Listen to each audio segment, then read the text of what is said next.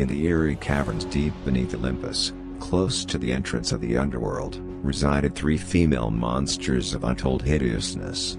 Monsters with awful scaly skin, hands made of brass, fangs more like tusks, talons of ire, serpent coils as legs, poisonous snakes as hair, and eyes of death itself.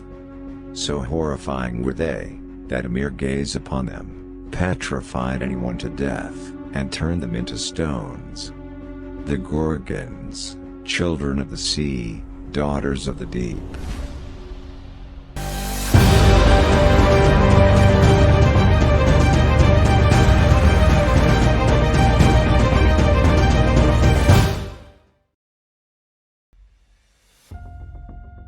Medusa, guardian of the caves, the Gorgon queen, reigning supreme, not by might, nor by power, but by wits, by wisdom, by charm and beauty.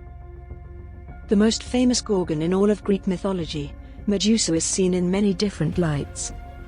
To some, she was a terror of nature, a hideous creature with glaring eyes, evil, dreadful, and terrifying, with hatred for mortal man. And to some, she was a victim of ill fate, the one who was both a monster and a beauty, the fairest of the Gorgons. Medusa was the daughter of Phorcys, the old man of the sea, and Ceto, the monster goddess of the deep, and the sister to Steno, Euryale, the Graii, Scylla, Ladon, Thoosa, and the Hesperides. She was also the youngest of the three Gorgons. According to early myths, Medusa was a born monster, deadly and hateful, hideous in appearance, the most terrifying of her sisters, with hair of living snakes, hands and claws of bronze, boar tusks as fangs, the lower body of a snake, and a gaze so piercing that it turned people to stones. While according to later poets like Ovid and Pindar, Medusa was not born a Gorgon, but was very different from her monstrous sisters and family.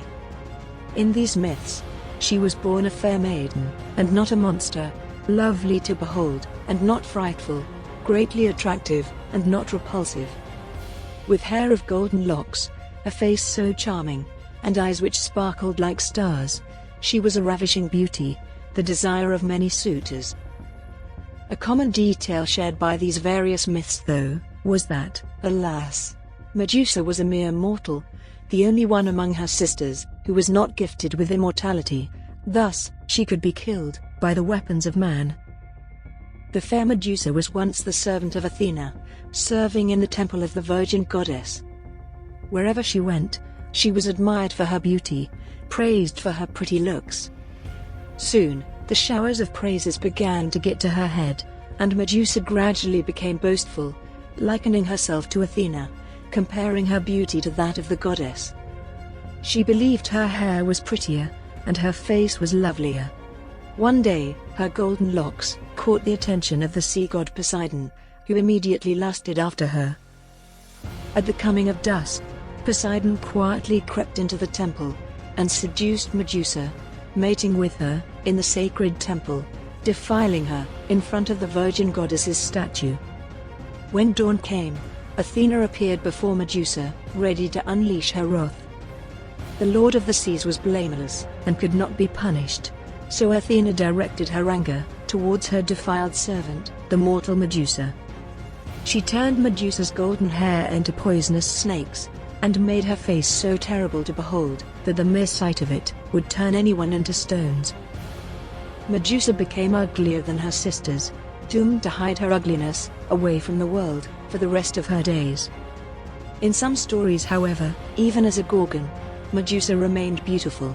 Even as a monster, her charms could still not be resisted, tempting men to meet her gaze, and luring them to their deaths. In another version of the myth, Medusa's sisters, Steno and Euryale, were also once beautiful maidens, and served alongside her in the temple of Athena. After turning Medusa into a Gorgon, as punishment for being defiled and being boastful, the goddess also turned Steno and Euryale into Gorgons for standing with their sister. Medusa became pregnant with Poseidon's children after the incident at the temple. The Gorgon would later be slain by the hero Perseus, and from her headless body, the winged Pegasus, and the giant, Chrysaor, would be born.